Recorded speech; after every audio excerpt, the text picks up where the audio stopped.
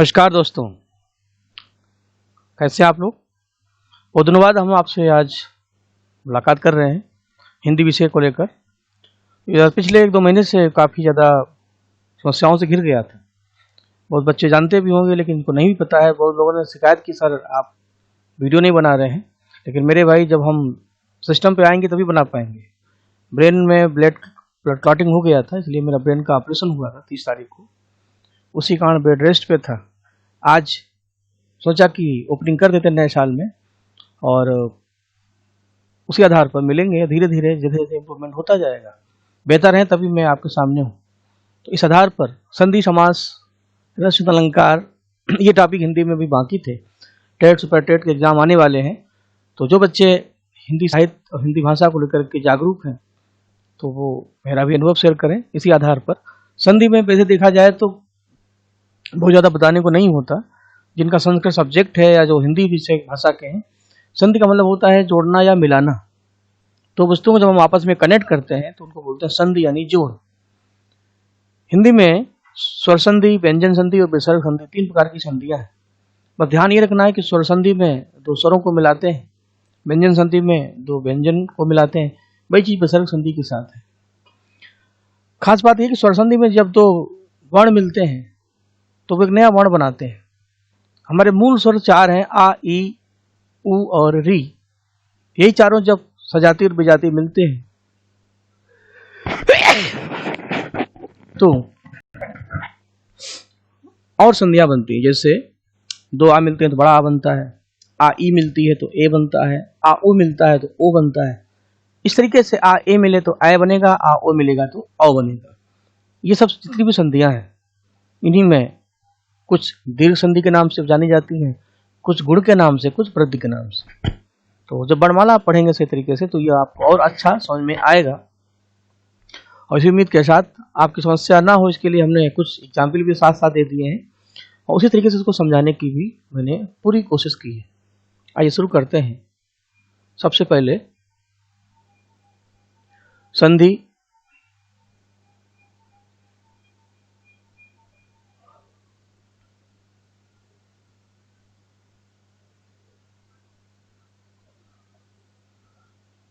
और उनके प्रकार। ठीक, एक आउटलाइन हम बना करके आपको समझाने की कोशिश करते हैं, जिससे जो नए बच्चे हैं या जो हमसे नहीं भी पढ़े हैं एक अंदाजा मिल जाए। क्योंकि मार्केट में डिटेल बहुत है, ज्ञानी भी बहुत हैं, बताने भी वाले बहुत हैं और समझाने वाले भी बहुत हैं। आपकी प्यास कौन बुझाता है? महत्वपूर्ण यह नहीं कि आपको प्यास लगी है, महत्वपूर्ण यह है कि वो बुझनी चाहिए।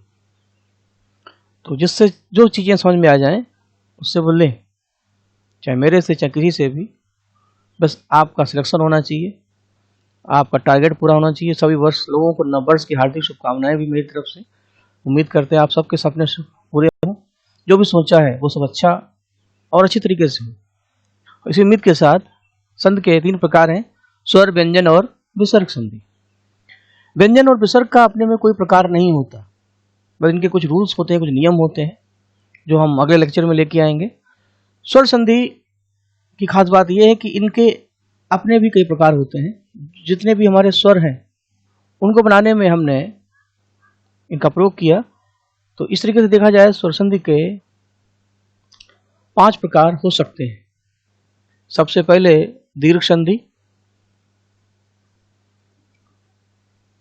फिर है गुण संधि, उसके बाद वृद्धि संधि, यण संधि और अयादि संधि।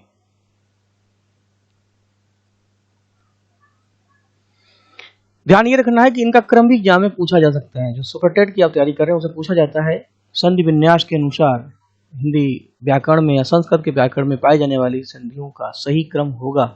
आपका समय शुरू होगा तब, फिलहाल हो जाता है अब। तो दीर्घ, गुण, वृद्धि, यण और अयादि, इन 5 में आइए मोटा मोटा अंतर आपको समझा देते हैं, जैसे आगे की राहें थोड़ी सी आसान हो जाएं। जो कंकड़ पत्थर है उनको हटा देते हैं। इसमें यह ध्यान रखना है कि दीर्घ संधि इसमें अकेली ऐसी संधि है जो सजातीय संधि है। सजाती का मतलब है अपनी ही कास्ट में शादी करती है। आ के साथ ई के साथ ऊ के साथ री के साथ मिलेंगे तो बड़ा आ बड़ी ई बड़ा ऊ री बनता है। री ऐसा स्वर है जो हर्ष भी है और दीर्घ भी है, छोटा भी है और बड़ा भी है। बाकी जितनी भी संधियां हैं ये सब कैसी हो जाएंगी? विजाती हो जाएंगी।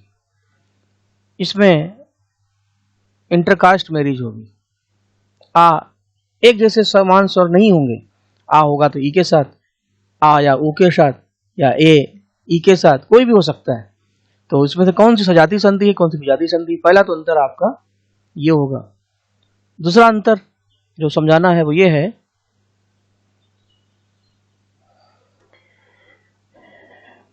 दीर्घ संधि, गुण संधि और वर्ग संधि, ये तीनों संधियां हमारी मूल संधियां हैं।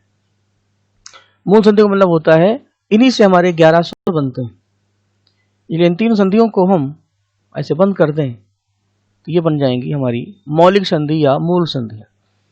देखिए, हम अपने अकॉर्डिंग जो हमने समझा है वही हम समझाने की कोशिश कर रहे हैं। कल को ये क्वेश्चन आ जाए कि किस संधि से कौन सा स्वर बना है, तो ध्यान रखना है कि बड़ा आ बड़ी ई बड़ा ऊ दीर्घ संधि से बना है, ई और ऊ गुण संधि से बना है, ए आपका वर्ग संधि से बना है, ए ओ। और यण और अयादि से क्या बने? कुछ भी नहीं बने। यण और अयादि ये ऐसे स्वर हैं जिनसे कोई भी, ये ऐसी संधियां हैं सॉरी, जिनसे कोई भी स्वर निर्मित नहीं हुआ है, फिर यह कैसे ही है। पर आपको ये ध्यान रखना है कि गुण संधि जो है इसका विपरीत है यण संधि। इनको हम मान दे सकते हैं एंटी या विपरीत। ऐसे वृद्ध संधि का विपरीत अयादि संधि हो जाएगा, विपरीत। इतना क्लासिफिकेशन अगर दिमाग में पहले से ही बैठ जाए तो हमारा आपका काम बहुत आसान हो जाएगा। एंटी मतलब यह है कि गुण संधि के जब आप फार्मूला देखेंगे तो एक तरफ आ छोटा या बड़ा होता है, दूसरी तरफ ई और ऊ होता है और री होता है। मिरर इमेज के सामने इसको रख दिया जाए तो ये पलट जाएंगे। यानी पहला जो स्वर होगा उसमें यदि ई ऊ री पहले आ जाए, बाद में कोई भी विजातीय स्वर आ जाए तो यण संधि बनती है। तो इस तरीके से गुण का उल्टा यण हो जाएगा। वृद्ध संधि में आ ए से ए बनता है, आ ओ से औ बनता है। यह है वृद्ध संधि। अब इसके बाद कोई स्वर बन ही नहीं सकता क्योंकि टोटल 11 स्वर कंप्लीट हो जाते हैं। तो हमारी अंतिम संधि है। तो ए ओ औ को उठा के इधर पलट दीजिए और इधर कोई भी स्वर रख दीजिए, उनसे बनेगा ए आए अब आप। यानी ये हो जाएगी अयादि संधि, जिनके आदि में स्टार्टिंग में ए प्रजातियां हों, ए की वैरायटी हो। इस तरीके से वृद्धि समझ में आ जाएगी तो अयादि समझ में आ जाएगी। गुण है तो यण है, लेकिन मूल संधियां हैं दीर्घ, गुण और वृद्धि। इतनी बातें स्टार्टिंग में समझना और समझाना बहुत जरूरी था। लाख आपको आता है तो इस आधार पर आप कहानी को आगे बढ़ाते हैं और शुरू कर देते हैं।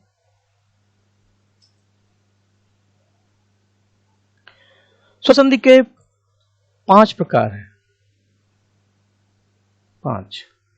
सबसे पहले दीर्घ संधि। ये तो देखिए किताब की भाषा है, हमने जैसे तैसी आपको दे दी। दीर्घ संधि में क्या होता है? सवर्ण हर्ष या दीर्घ स्वरों के मिलने से उनके स्थान पे सवर्ण दीर्घ स्वर हो जाता है। वर्णों का संयोग चाहे हर्ष या हर्ष हो, हर्ष या दीर्घ हो, चाहे दीर्घ प्लस दीर्घ हो, यदि सवर्ण स्वर है तो दीर्घ हो जाएगा। ये तो ऑफिशियल लैंग्वेज है। यहां पर आपको केवल इतना बताना चाहेंगे दीर्घ संधि को समझने के लिए, ये आ ई ऊ और री, ये चारों हमारे मूल स्वर हैं।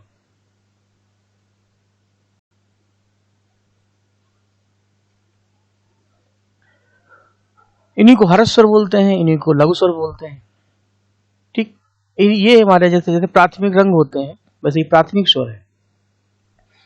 अब ये छोटे हों चाहे बड़े, महत्वपूर्ण ये नहीं है।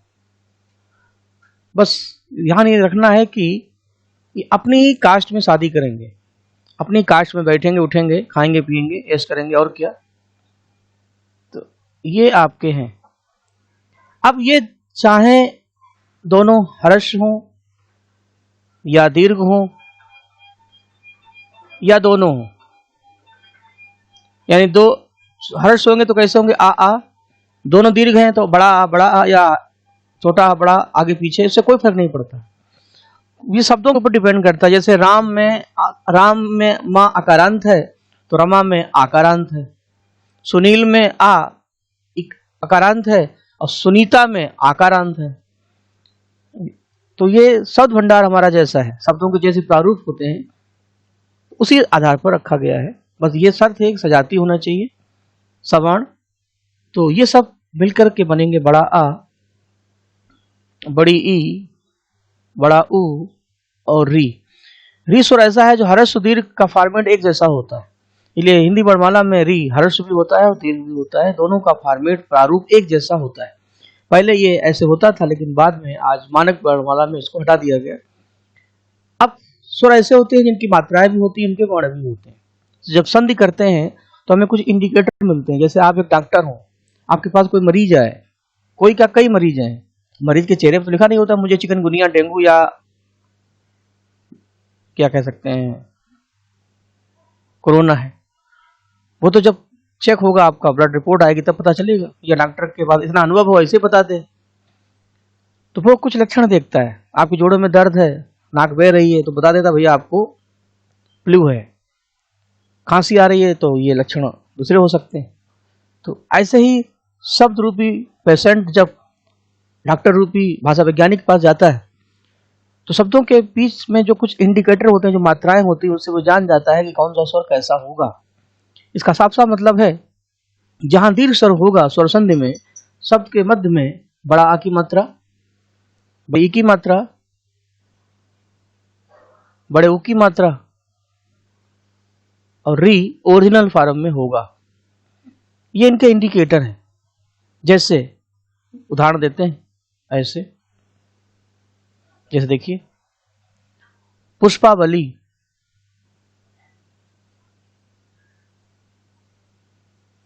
पुष्पावली में बड़ा आ, हिमधन आले। अब यहाँ पे देखिए आ छोटे भी हैं, छोटा बड़ा है, बड़ा छोटा है, बड़ा बड़ा है। महत्वपूर्ण ये नहीं, महत्वपूर्ण ये कि सब में बड़ा आ है और सब में बड़े आ की मात्रा लगेगी। तो आपको पहचानना कैसे, पुष्पावली में पुष्प होता है, पुष्पा तो होता नहीं, शब्द होता है पुष्प और अवली होता है, तो दो आ मिलके बड़ा बनेगा पुष्पावली। ऐसे हिमालय, हिमधन आले, माया आधीन बने, होता क्या है माया अधीन। विद्यालय में बड़ा, कभी इच्छा, यहाँ दो ई रखी है, बड़ी बन गई। तो इंडिकेटर ये है कि पहले तो ये पहचानिए कि बीमारी कौन सी है। हर बीमारी के अपने लक्षण होते हैं। अब बड़ी की मात्रा है तो जाहिर सी बात है दो ई मिलके बना होगा, छोटी भी हो सकती है, बड़ी भी हो सकती है। तो इस आधार पर हरीश, क्योंकि शब्द होता है हरि और ईश, ऐसे महेंद्र, नदीश, सूक्ति, सुधन उक्ति, सा मिलकर बड़ा ऊ बनेगा, ऊ बड़ा ऊ, सिंधूर में शब्द अपने में ऊर्मी होता है और दो ऊ मिलकर बड़ा ऊ बनेगा, तो संधि यहां पर हो सकती है। अब किसी को अगर जॉन्डिस है मेरे भाई, तो उसकी आंखों से, उसके नाखूनों से, उसके टॉयलेट के कलर से हम जॉन्डिस का अंदाजा लगाएंगे। ये नहीं कि झोला छाप डॉक्टर हो, आपको आंख देखनी है, आप टार्च नाक में डाल रहे हैं, कान में डाल रहे हैं, पेट में डाल रहे हैं, तो ये देखना है संधि एक्चुअली हो कहां पर रही है, वो जॉइंट कहां पर है। तो उर् में अपने में कंप्लीट शब्द है। जब आप शब्दों को उदाहरण जितने ज्यादा देखें तो आपको पता चल जाएगा कि संधि कहां हो रही है, कहां नहीं हो रही है। अब बधु उत्सव में उत्सव अपने में कंप्लीट शब्द है, तो एक शब्द है बधु और उत्सव बनेगा बधुत्सव, संधि यह है। इस तरीके से आप ढूंढ। एक चीज इंटरेस्टिंग है, जब आप संधि पढ़ेंगे तो आगे धीरे बताते चलेंगे, अभी टाइम को भी ध्यान रखना है, बड़ा लेसन है। तो शुरुआत की है ये है कि अब शुरू किया है तो फिर चलाते रहेंगे थोड़ा थोड़ा। आप भी इसको देखें, पसंद करें, अपने जो दोस्त जो अभी भी जुड़े नहीं है साथ में उनको भी जोड़ें, जिससे चीज़ों को विस्तार हो, प्रसार हो और आपका भी फायदा हो, उनका भी फायदा हो। इसी बहाने थोड़ा बहुत हमारा भी प्रचार हो जाएगा, बच्चों को चीज़ें मिल जाएंगी। सही, आगे बढ़ते हैं। अब आते हैं गुण संधि पर। गुण संधि की खास बात यह है कि ये विजातीय संधि है। अब यह पूरी राम कहानी लिखी तो है, जब आ अथवा आ के आगे ई आता है तो उनके स्थान पर ए हो जाता है। इसी प्रकार आ के आगे ऊ हो जाता है तो ओ हो जाता है। री है तो री। तो इन सबको हम 60 फार्म में ले आते हैं नीचे अपनी स्टाइल से।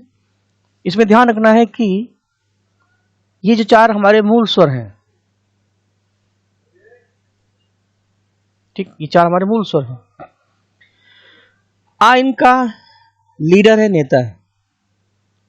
आ ई के साथ मिलेगा तो ए हो जाएगा, आ ऊ के साथ मिलेगा तो ओ हो जाएगा, और के साथ मिलेगा तो अर हो जाएगा। ये इसमें कहने की, समझाने की कोशिश की गई है। इस तरीके से अगर आप देखें तो आ 3 बार मिलेगा तो आ को हम पहले 3 बार अलग से कर लेते हैं। हर्ष या दीर्घ या कैसा भी हो सकता है, मैंने पहले कहा, उससे फर्क नहीं पड़ता, वो शब्दों के ऊपर होता है। दूसरी तरफ ई यहां पे ले आइए, छोटी हो चाहे बड़ी, ऊ यहां पे ले आइए और री को यहां पे ले आइए, ऐसे इस तरीके से ये हो जाएगी विजाती संधि आ ई ऊ। तो टोटल हो जाएंगे 3। एक नया स्वर मिलेगा आपको। अब ये हर्ष या दीर्घ कैसे भी हो या दोनों हो, ये बातें आपको हर संधि में ध्यान रखनी। आ ई के साथ मिलने पर ये ए बनेगा, सिंबल इसका इंडिकेटर होगा ऐसे। आ के साथ ऊ को जोड़ देंगे तो ओ बनेगा, इसका सिंबल होगा ऐसे। आ के साथ री जोड़ देंगे तो अर बनेगा, और इसकी पहचान होगी ऐसे। ये जो सिंबल है ये इनकी सबसे बड़ी पहचान है। शब्द के बीच में अगर एक मात्रा एक ही दिखती है ऐसे, तो ध्यान रखना कि वो गुण संधि है।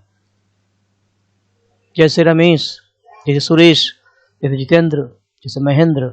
एक शब्द है इंद्र, तो इंद्र में छोटी की मात्रा है और ईश में बड़ी की मात्रा है। जैसे अमरेंद्र, धर्मेंद्र, राजेंद्र, महेंद्र, बाहुबली, ये जितने भी शब्द हैं। नेटवर्क अगर बढ़ता है, मात्राएं अगर चढ़ती हैं, 1 की 2 हो जाएं, तो क्या होगा? तो ये वृद्धि संधि बन जाएगी मेरे भाई। वृद्धि का मतलब होता है बढ़ना। कभी कभी मोबाइल में नेटवर्क कम हो जाता है तो गुण संधि, नेटवर्क बढ़ जाता है तो वृद्धि यानी बढ़ जाती है। इसी बात को समझाने के लिए अब हम बात को आगे बढ़ाते हैं। देखिए, आ प्लस ई ए हो गया। ये आ छोटा बड़ा हो, ओ छोटा बड़ा हो, ओ बन गया, और ये आपका री। ये बात अभी मैंने समझाई थी। अब इनके उदाहरण कुछ देख लेते हैं। देखिए,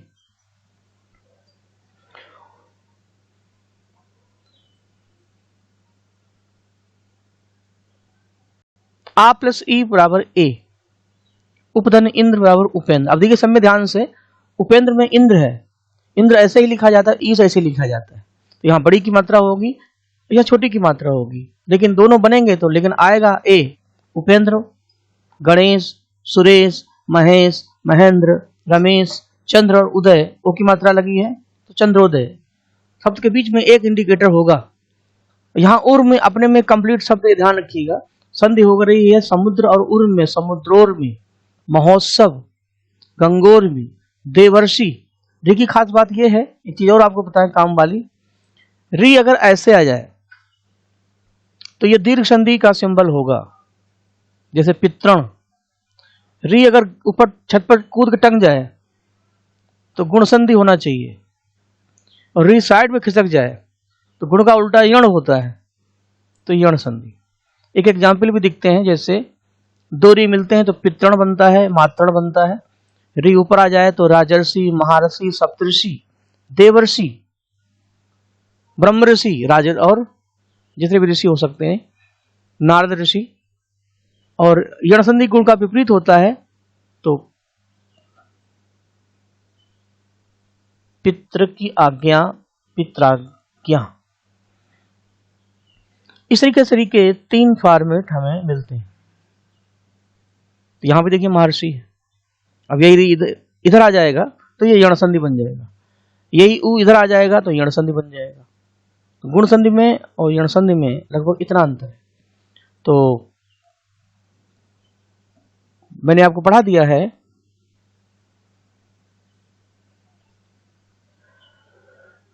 दीर्घ संधि, पहले संधि के बारे में बताया, फिर दीर्घ संधि क्या है ये बताया, इसके बाद गुण संधि क्या है ये बताया, वृद्ध संधि क्या है ये बताया। अब यण संधि, अयादि संधि, इनके बारे में बताना है, लेकिन समय का ध्यान रखना है।